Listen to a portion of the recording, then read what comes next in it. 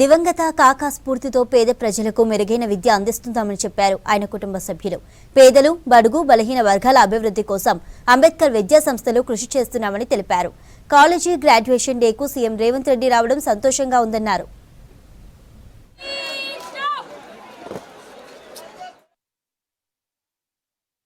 ఈ తెలంగాణ ప్రాంతంలో బీద ప్రజలకు ఉపయోగపడేలాగా ఈ సంస్థను స్థాపించడం జరిగింది.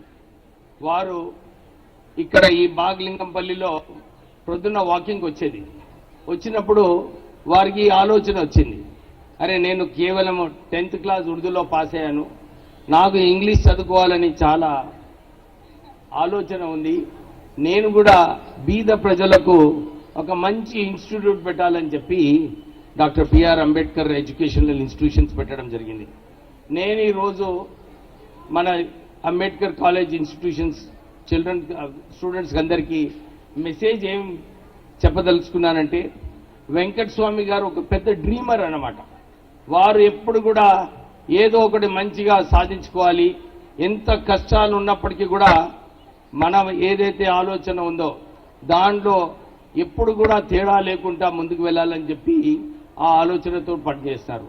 ఎవ్రీ డ్రీమ్ ఆఫ్ హిస్ ఏదైతే వారు ఆలోచన చేసినారో, ఒక మంచి ఇన్స్టిట్యూట్ పెట్టాలి, ఇక్కడ ఈ ఇన్స్టిట్యూట్ ద్వారా బీద ప్రజలకు మంచి ఎడ్యుకేషన్ రావాలని. ఇంతకుముందు మా కరెస్పాండెంట్ గారు చెప్పినట్లు మా ఆటో డ్రైవర్ చిల్డ్రన్ కూడా మా దగ్గర పనిచేస్తారు.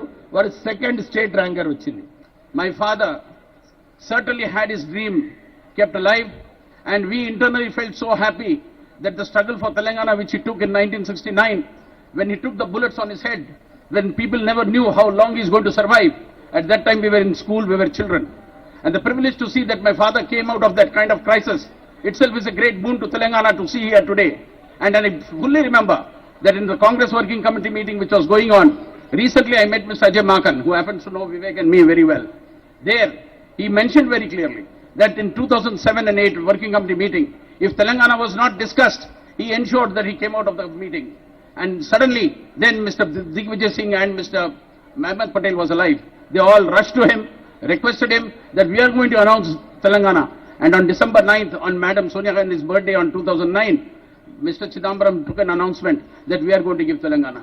And again on February 28th, our MPs, Dr. Vivek, Ponnam Prabhakar, Madhu Yashki and all these gentlemen were in the parliament struggling with the people of Andhra, where they found that the pepper and salt was being thrown at them.